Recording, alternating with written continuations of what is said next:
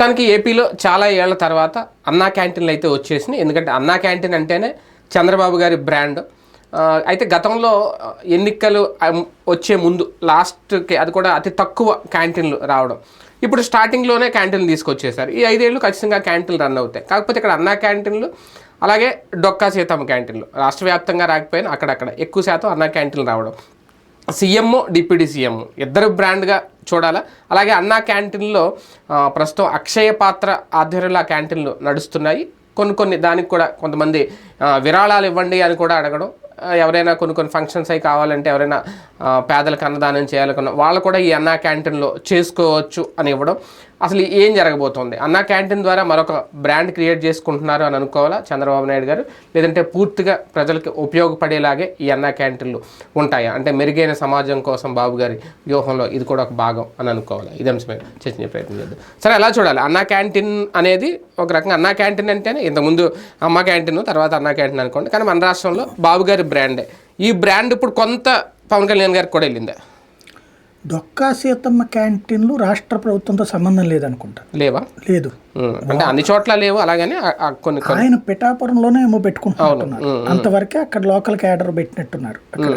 క్యాంటీన్లు అయితే ఓపెన్ అయినాయి నిన్న, ప్రచారం కూడా లేదు. అది లేదు, అది మేబీ నేను అనుకోవడం వాళ్ళ సొంత డబ్బులతో పెడుతున్నట్టు. అంటే వార్తలు వచ్చినాయి, ఆ ఫోటోలే వచ్చినాయి. తెలుగుదేశం వాళ్ళు లాస్ట్ ట్రిప్ ఈ అన్నా క్యాంటీన్లని 2-3 ఏళ్ల నుంచి, అంటే ఎలక్షన్స్ ఇంకో 2 ఏళ్ళు ఉన్నాయి అనగా ఎక్కడికక్కడ సొంతగా ఏర్పాటు చేశారు కదా ఆ ఊళ్ళల్లో. నియోజకవర్గాల వారీగా ఎమ్మెల్యేలు సొంత డబ్బులతోనే కాకుండా ఓ సిస్టమ్ తీసుకొచ్చారు. కార్యకర్తలు నాయకులు ఇళ్లలో పెళ్లిళ్ళు గాని చావులు గాని ఏమన్నా ఉంటే ఆ పేరు అక్కడ పెట్టి దాని ద్వారా చేసేటట్టు తెచ్చారు. తద్వారా మొత్తం భారం ఇన్ఛార్జి మీద పడకుండా, నియోజకవర్గ ఇన్ఛార్జి మీద పడకుండా అలా రన్ చేశారు కంటిన్యూ. అదే విధానాన్ని ఇప్పుడు ఇక్కడ చేస్తారేమో జనసేన వాళ్ళు. వాళ్ళకి ఏంటంటే ఇక్కడ పవన్ కళ్యాణ్ తను చంద్రబాబు గారితోనే నడవాలనుకుంటున్నారు. బాబు గారు అనుయాయుడిగా అనే కంటే కూడా సహచరుడుగా అంటారు, కానీ బాబు గారి బాటలో ప్రయాణించే ఒక దాన్ని ఏమంటారు, బాబు గారి భక్తుడు ఆయన. అంతే. అలాగే ఆయన ఇబ్బంది పెట్టరు అక్కడ. అదే అంటే డామినేట్ చేయరు, భక్తుడు ఆయన. ఆ టైప్లోనే ఆయన ఉండాలని కోరుకుంటారు. కానీ పవన్ కళ్యాణ్ని బాబు గారితో సమానంగా ఓ అడుగు ఎక్కువగా ఫీల్ అవుతారు వాళ్ళ కార్యకర్తలు. అవును, అంతే. అక్కడ చిన్న గీత ఉంది. దాన్ని ఇదివరకటి రోజుల్లో కొంచెం వాళ్ళు గట్టిగా మాట్లాడేవాళ్ళు. ఈ పొత్తుల దగ్గర నుంచి దాన్ని జాగ్రత్తగా కంట్రోల్ చేసుకుంటూ వచ్చారు. కానీ పవర్లోకి వచ్చాక సహజంగా ఒక సమస్య వస్తూ ఉంటుంది.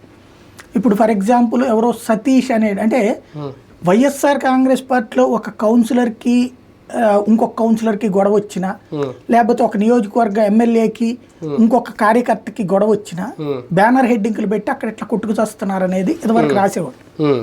బట్ ఇక్కడ ఒక జనసేనకి సంబంధించినటువంటి సతీష్ ఎవరో సంథింగ్ ఒక అతను కంప్లైంట్ ఇచ్చాడు అక్కడ కలెక్టర్ కూడా. అన్నకే ఇప్పుడు పార్టీ ప్రభుత్వ కార్యాలయాలన్నింటిలో కూడా చంద్రబాబు ఫోటోతో పాటుగా పవన్ కళ్యాణ్ ఫోటో పెడుతున్నారు కదా, అన్న క్యాంటీన్లో పవన్ కళ్యాణ్ ఫోటో కూడా పెట్టండి, కనీసం పిఠాపురం నియోజకవర్గంలో పెట్టండి అని చెప్పారట. పట్టించుకోలే, చివరి రోజు దాకా కూడా పెట్టలేదు. కాబట్టి ఈ ఆలోచన చేస్తుంటారు వాళ్ళు. అంటున్నారు పవన్ కళ్యాణ్ గారు డొక్కా సీతమ్మకి, అంటే ముందు కూడా అన్నారు, తర్వాత ఆగిపోయారు. కానీ ఆయన కాంప్రమైజ్ అయిపోయారు. ఆయన ఏంటంటే ఫస్ట్ అన్నది కొన్ని క్యాంటీన్లకి డొక్కా సీతమ్మ క్యాంటీన్ పెట్టమని చెప్పి, తర్వాత ఏమన్నారంటే ఈ లోకేష్ గారు తెలివిగా ఏం చేశారంటే మధ్యాహ్న భోజన పథకానికి డొక్కా సీతమ్మ మధ్యాహ్న భోజనం పెట్టేశారు. కాబట్టి దాని తర్వాత జరిగిన క్యాబినెట్ మీటింగ్లో పవన్ కళ్యాణ్ గారే ఒక తీర్మానాన్ని తీసుకొచ్చారు అని సమాచార శాఖ అనౌన్స్ చేసింది. దాంట్లో ఏమని అంటే పవన్ కళ్యాణ్ గారు ని అడిగారు చంద్రబాబు గారు, కొన్నిటికి మనం డొక్కా సీతమ్మ పేరు వేటికి ఏ ఏరియాలో పెడదామని అడిగినప్పుడు, అవసరం లేదు, నేను డొక్కా సీతమ్మ గారిది నా స్కూల్ డేస్లో పాఠం చదివినప్పుడు ఆవిడ వెళ్తూ ఉంటే ఎక్కడో దారిలో ఉన్నటువంటి యాత్రికులు వెళ్తూ భోజనం ఆకలేస్తుందంటే కంగారు పడబాకమ్మ, మన పిల్లలందరూ బాధపడబాకండి, ఇంకోసేపట్లో డొక్కా సీతమ్మ గారు వస్తారట, వాళ్ళ ఊరు వెళ్తామట, అక్కడికి వెళ్తే అర్ధరాత్రి అయినా ఆవిడ లేచి అన్నం పెడతదంట అని మాట్లాడుకుంటుంటాం విని అక్కడే కూర్చునున్న ఆవిడ గబక్కన మళ్ళీ వెనక్కి వచ్చేసి వాళ్ళు వచ్చేలోపు వంట వండింది అన్నది మనం పాఠ్య పుస్తకాలు చదువుకున్నాం, 4th క్లాస్లోనే చదువుకున్నాం. దాన్ని ఆయన ఆ మంత్రివర్గ సమావేశంలో ఎక్స్ప్లెయిన్ చేస్తూ ఆ పేరు స్కూల్కి పెట్టారు కాబట్టి, మధ్యాహ్న భోజనానికి పెట్టారు కాబట్టి స్కూళ్ళల్లో పిల్లలు అది రోజు మాట్లాడుకుంటారు కాబట్టి ఇక ప్రత్యేకించి అక్కర్లేదు, విడిగా అన్న క్యాంటీన్కి అన్నగారి పేరే పెట్టండి, తెలుగుదేశం పార్టీ ఆలోచనగా ఉంది కాబట్టి అని చెప్పారు అని ఆ రోజున ఒక తీర్మానం, అంటే దాంట్లో తీర్మానంగా చేయలేదు, ఆయన ఇలా మాట్లాడారని జనసేన రిలీజ్ చేసిన ప్రెస్ నోటు, ప్రభుత్వం తరపున సమాచార శాఖ కూడా రిలీజ్ చేసింది. అంటే ఆయన కాంప్రమైజ్ అయిపోయారు, అది వీళ్ళు కాంప్రమైజ్ అయినట్లేరు, లేదా ఇంకొక కోణం కూడా అయి ఉండాలి. మిగతా చోట్లంతా పెడతా ఒక్క పిఠాపురంలో ఉన్న దానికి మాత్రం అన్న క్యాంటీన్ అని కాకుండా డొక్కా సీతం క్యాంటీన్ పెట్టుకోవడానికి పర్మిషన్ ఇచ్చి ఉండాలి ప్రభుత్వం. అంటే గోదావరి జిల్లాల వరకు కొన్ని క్యాంటీన్లు ఎలా పెట్టండి కూడా అడిగారని ఫస్ట్ అడిగాడు ఆయన. అందరు మనకి ఓపెన్ గా బహిరంగ సభలోనే అడిగారు ఆయన. బహిరంగ సభలోనే పవన్ కళ్యాణ్ గారు అడిగారు, అడిగితే చంద్రబాబు గారు ఆ రోజున ఏం మాట్లాడలేదు. ఆ తర్వాత ఇట్లాగా మొన్న తీర్మానంతో ఆ పవన్ కళ్యాణ్ కోరిక పక్కకి వెళ్ళిపోయినట్టయింది, లేదా ఇది ఇక్కడతో సంతృప్తి పడిపోయారు ఆయన. ఎందుకంటే ఇది లక్షలాది మంది పిల్లలు కదా, ఇప్పుడు అన్న క్యాంటీన్లు అంటే ఎంతమంది అని 3,000 మంది, 100 కదా, 100 × 350 మంది, ఒక పూటకి 3,500, రోజు మొత్తం మీద కలిపితే 10,000 మందికి పెట్టినట్టు, అంతే కదా లెక్క. 10,000 అనాలా, 300 అంటే 100 × 300 అంటే 30,000 మందికి రోజుకి పెట్టేది. 3 పూట్ల కలిపితే 1,00,000 లెక్క. 3 పూట్ల కలిపితే అంటే ఎవరికాళ్ళు విడివిడిగా అయితే ఒకే మనిషి 3 పూట్ల తింటే ఒకటే అవుతుంది. కానీ వీళ్ళు ఎలా క్యాలిక్యులేట్ చేస్తారు? ఇన్ని లక్షలు, ఇప్పుడు మొన్న చెప్పారు నారాయణ గారు, 4.5 కోట్ల మందికి పెట్టాము. 4.5 కోట్ల మంది తింటాం కాదు, 4.5 కోట్ల భోజనం, టిఫిన్, డిన్నర్ కలిపి. ఎందుకంటే అంతకు ముందు కూడా 183 × 300 అప్పుడు, ఇప్పుడు ఇంకో 50 మంది ఎక్స్ట్రా చేశారు, 350, రోజుకి 35,000 మంది ఒక పూటకి, 3 పూట్ల కలిపితే 105,000 ఇది. కాబట్టి దీంతో పోల్చుకుంటే అక్కడ మధ్యాహ్న భోజనం వచ్చేటప్పటికి దాదాపు 20 లక్షల మందికి ఏమవుతుంది కదా, అందుకని అది సంతృప్తి పడ్డారు పవన్ కళ్యాణ్. ఆ విషయంలో కాంప్రమైజ్ అయ్యారు. కానీ అన్న క్యాంటీన్ నిర్వహణ వరకు చూసుకుంటే, అంటే విరాళాలు సేకరించి ఒక్కో సందర్భంలో క్యాంటీన్ నిర్వహించే పరిస్థితి ఉందా అంటే దానికి కూడా చెప్పినట్టున్నారు కదా బాబు గారు, విరాళాలు కూడా ఇవ్వండి అని.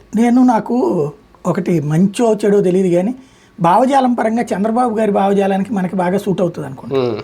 ఎందుకంటే మీరు ఒకసారి గుర్తుకు తెచ్చుకుంటే, జగన్ ప్రభుత్వం వచ్చిన తర్వాత 2వ నెలలోనో 3వ నెలలోనో మన ప్రోగ్రాంలోనే నేను చెప్పే విషయం, ప్లస్ వీడియో కూడా చేసి నేను ఆ రోజున, అది నోటి దగ్గర ముద్ద తీయడం కరెక్ట్ కాదు, అన్న క్యాంటీన్లను కొనసాగించండి, మీకు అంతగా ఫీల్ అయితే లోకల్గా ఒక్కొక్క క్యాంటీన్ ఒక్కొక్క స్వచ్ఛంద సంస్థకు అప్పచెప్పండి, వాళ్లే పెడతారు. ఏ సత్యసాయి సేవ సమితి, షిరిడి సాయి సేవ సమితి, ఇట్లాంటి బోర్డు సంఘాలు ఉంటాయి.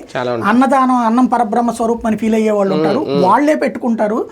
లేదా ఆ ఏరియాలో ఉన్నటువంటి ఎమ్మెల్యేకి ఎవరికన్నా అప్పచెప్పి పొద్దునపూట పుట్టినరోజు, సజ్జానం పూట ఏదైతే అట్లాంటిది ఒక సిస్టమ్ తయారు చేయండి. లేదా ఏ జాయింట్ కలెక్టర్కి అప్పచెప్పి ఆ పని చేయండి. ఎప్పుడైతే ఓ పూట దొరకదు అనుకున్నప్పుడు ప్రభుత్వం తరపున ఇచ్చేటట్టు ఏదైనా ఫండింగ్ పెట్టండి, అది బాగుంటుంది అన్నటువంటి నేను సొంతగా నేనే వీడియో చేశాను. మనం డిబేట్ లో కూడా నేను చెప్పాను, అది తీసేయడం కరెక్ట్ కాదు, నోటి దగ్గర ముద్ద ఎప్పుడు లాక్కూడదు, అసలు లేకపోతే వేరు, కానీ అది తీసేయడం కరెక్ట్ కాదు. గుళ్ళల్లో అన్నదానం తీసేసిన, ఇది తీసేసిన ప్రజల్లో, ఎందుకంటే దాని మీద ఒక ఆశ ఉంటది. ఇప్పుడు ఒక దాన్ని ఏమంటారు, మూట మోసుకొచ్చేటటువంటి వాడు దాని ఖర్చు దారిలో 50 రూపాయలు అవుతుంది అనుకునేవాడు 5 రూపాయలు కానీ ఫిక్స్ అయ్యి వచ్చినోడికి ఇప్పుడు ఇది పోయినట్టు అవుతుంది కదా, ఆలోచించుకోండి అని చెప్పి అప్పుడు మాట్లాడుకున్నాం. చంద్రబాబు గారు ఇప్పుడు అదే చేస్తుంది, ప్రభుత్వం మీద భారం పడకుండా అది మాక్సిమం ఇప్పుడు కూడా భారం వస్తుంది, డబ్బులు ఒక పూట ఎవడో ఇవ్వకపోతే ఆగుతుంది. ఇప్పుడు ఆయన చెప్పిన దాని ప్రకారం ఒక రోజుకి 1 కోటి రూపాయలు రాష్ట్రం మొత్తం అయ్యేది, ఒక రోజుకి టిఫిన్ భోజనాలు అన్ని కలిపి 1 కోటి రూపాయలు అవుతుంది. మొత్తం 204 క్యాంటీన్లు, 100 ఇప్పుడు ఇంకొక 83, నెక్స్ట్ ఫేజ్ లో 50 అట, ఆ తర్వాత ఫేజ్ లో ఇంకొక 33 అట, 200 అనుకుంటుంది, పెరగవు. వీటికి సంబంధించి 1 కోటి రూపాయలు అంటే ఎవరన్నా ఒక్కళ్ళే 1 కోటి రూపాయలు విరాళం ఇచ్చే వాళ్ళు అయితే వాళ్ళ పేరు డిస్ప్లే చేస్తారట. మేబీ ఇప్పుడు ఒక మంచి పని చేయొచ్చు. ఇప్పుడు ఇదేమంటున్నారు, ఇలా విరాళాలు, నేనేం సలహా చెప్తున్నానంటే, ఇప్పుడు అన్న క్యాంటీన్లో స్పేస్ కొంచెం ఎక్కువగా ఉన్నటువంటి ఉంటున్నాయి కదా, అవసరమైతే బయటికి ఇంకో చిన్న టెంట్ లాగా ఏర్పాటు చేసి, అంటే చిన్న షెడ్ లాగా ఏర్పాటు చేసి అక్కడ ఒక ఈవెంట్ పెట్టుకునేటట్టు అవకాశం ఇవ్వండి. అంటే ఎలాంటి ఈవెంట్ అంటే లైక్ పుట్టినరోజు. ఇప్పుడు ఈ మధ్య కాలంలో ప్రజల్లో ఎట్లాంటి ఆలోచన వచ్చిందంటే, తమ బిడ్డల పుట్టినరోజుకో తమ పుట్టినరోజులకో లేకపోతే ఇంట్లో వాళ్ళు చనిపోయిన రోజున అన్నదానం చేద్దాం అనేటటువంటి ఫీలింగ్. అయితే అది మన ఇంట్లో అయితే కనుక బొమ్మ పెట్టి చేస్తాం. అక్కడైతే శుభ్రంగా పుట్టినరోజు జరుపుకుని వాళ్లే వడ్డిచ్చేటట్టు ఏర్పాటు చేశారనుకోండి, ఈ ప్రభుత్వం పెట్టే ఈ కూర ఈ సాంబారు ఇదే కాకుండా వాళ్ళు ఇంకో 4 కూడా పెడతారు, బిర్యానీ అవి కూడా పెడతారు, వాళ్ళు ఏ పాయసం గీసమో కూడా తెచ్చి పెడతారేమో, ప్లస్ వాళ్ళే వడ్డిస్తారు. వాళ్ళకి ఆ తృప్తి ఇవ్వండి, అది కాస్త సంతోషం ఉంటుంది, వాళ్ళకి సంతోషం ఉంటుంది. ప్లస్ ఒకవేళ సంస్మరణ రోజు అనుకోండి ఆ ఫోటో అక్కడ పెట్టారు, లేదా పుట్టినరోజు అనుకోండి అక్కడ వీళ్ళు కేక్ కట్ చేసుకోవడానికి అక్కడ ఇది ప్లాట్ఫామ్, కేక్ కట్ చేసాక వచ్చి వాళ్ళు వడ్డించారు, వాళ్ళే వడ్డిస్తారు. లేదు వాళ్ళ ఫోటో పెట్టేసి అక్కడ ఒక ఫోటో పెట్టేటట్టు ఉండాలి, డిజిటల్ ఫోటో ప్రతి చోట వీళ్ళ పుట్టినరోజు సందర్భంగా ఇది. ఎందుకంటే నేను ఆలయాల్లో చూశాను, ఇప్పుడు నేను అన్నదానానికి ఒక 3-4 ఆలయాలకు ఇచ్చున్నా. ఎందుకు ఇచ్చానంటే పుట్టినరోజుకో పెళ్లి రోజుకో ఆ రోజున అక్కడ మన పేరుతో రాస్తారు, రాసిన దానికే ఇక్కడ తృప్తి పడుతుంటే బొమ్మ పెడితే ఇంకా బాగుంటది కదా, చేయొచ్చు కదా, అది కూడా ఆలోచించమంటే బెటర్. అంటే నిర్వహణ బాధ్యత తగ్గించుకోవడం ఒక రకంగా, అంటే ప్రభుత్వం నిజంగా మామూలుగా భరించలేదంటారా? నిజంగా మంచిదండి. అంటే ఒకటి ప్రభుత్వం భరించాలి అంటే భరించవచ్చు, దాతలు ఉన్నప్పుడు ఎందుకు? 2 కోణాలు ఇక్కడ. ప్రభుత్వం ఏం భరించనంటలా, దాతల్ని రమ్మంటోంది, దాతలు వస్తే దాతలే ఇస్తారు, లేదనుకున్నప్పుడు ప్రభుత్వం భరిస్తుంది. దాత లేకపోతే నేను పెట్టనంటలేదుగా. ఇది ఎట్లాగా ఉంటదంటే తిరుమల తిరుపతి దేవస్థానం డబ్బులతో మొదట అన్నదానం పెట్టారు ఎన్టీ రామారావు టైం, కానీ ఆ తర్వాత దాతల విరాళాలు ఇవాళ అన్నదానం డబ్బులు, దాతల డబ్బులు ఎట్లా ఉంటాయో తెలుసా? ఇవాళ కూరలు, లారీడు కూరలు విజయవాడ మార్కెట్ నుంచి వారంలో ఒక రోజు ఫ్రీగా వస్తుంది, చెన్నై మార్కెట్ నుంచి ఒక రోజు ఫ్రీగా వస్తాయి, కర్ణాటక మార్కెట్ నుంచి ఒక రోజు ఫ్రీగా వస్తాయి, ఇట్లాగ రాష్ట్రంలోని వివిధ మార్కెట్ నుంచి 7 రోజులు వస్తాయి. అట్లాగే నెల రోజులు ఏదో ఒక మార్కెట్ నుంచి ఒక లారీడు కూరగాయలు మంచి క్వాలిటీ వేసి పంపిస్తారు, చెత్తా చెదారం కూడా పంపిస్తారు దేవుడి దగ్గరికి అనేటటువంటి ఫీలింగ్తో, అలాగే ఫ్రీగా వస్తున్నాయి. అట్లాగే పబ్లిక్ ఇచ్చిన విరాళాలతో పెట్టే భోజనాలు కానీ ఇవి డబ్బులు ఎక్కువైపోయి మిగిలిన దాన్ని కూడా మళ్ళీ డిపాజిట్ చేస్తారు. ఇది నేను గతంలో అక్కడ పనిచేసిన టైంలో టోకెన్ సిస్టమ్ ఉండేది. టోకెన్ సిస్టమ్ ఉంటే నేను దాన్ని రైట్ చేశా. తిరుమల కొండ మీద సినిమాలు చూడడానికి రారు, లేకపోతే వేరేది రారు, అక్కడికి వచ్చే దర్శనానికే. దర్శనం లేట్ అయితే తిరుమల తిరుపతి దేవస్థానం తప్పు తప్పించి వాళ్ళ తప్పు కాదు కదా, దేవుడిని దర్శనం చేసుకుంటేనే అన్నం పెడతానంటేంటి, ఆ లోపల టోకెన్ ఇస్తానంటేనే అన్నం పెడతానంటేంటి. ఒకవేళ మీకు ఇబ్బంది అయితే చెప్పండి, స్వచ్ఛంద సంస్థలు పిలవండి, వాళ్ళు వచ్చి పెడతారు అన్నదానం. దేవుడి సమక్షంలో అన్నదానం చేయడం అంటే సంతోషపడతారు అని చెప్పి నేను పెద్ద వార్త అప్పుడు హైలైట్ చేసి 2-3 రోజులు సీరియల్ గా కొట్టాక అప్పుడు రమణాచారి గారు ఈవోగా ఉండేవాడు, కరుణాకర్ రెడ్డి గారు చైర్మన్ గా ఉండేవాళ్ళు. వెంటనే ఆ టోకెన్ సిస్టమ్ తీసేసి పెట్టారు. ఆ తర్వాత ఆయన పేరేంటి ఆదికేశవ నాయుడు గారు వచ్చిన తర్వాత కూడా ఈ పొద్దున పూట్ల కూడా ఏదైనా ఆలోచించండి, ప్లస్ ఒక సర్టన్ టైం చెప్తున్నారు, కొంచెం ఎక్కువసేపు ఎక్స్పాండ్ అయితే బాగుంటుంది అంటే ఆయన ఏం చేశాడు, పొద్దున పూట టిఫిన్ సిస్టమ్ కూడా పెట్టాడు. తర్వాత భోజనం టైంలో రోటీ కూడా పెట్టారు. ఇప్పుడు ఈ భోజనాలే కాకుండా నార్త్ ఇండియన్స్ వస్తే రోటీలును కర్రీ కూడా పెట్టారు నైట్ పూట. అట్లాంటి ఒక మంచి సిస్టమ్ తీసుకొచ్చి ఇప్పుడు లేవా, అప్పుడు పెట్టారు. రోటీలు అది అట్లాగా పెట్టుకొచ్చారు. అట్లాంటివి అంటే అవన్నిటికి డబ్బులు వస్తున్నాయి, ఎంత చేసినా వస్తానే ఉన్నాయి.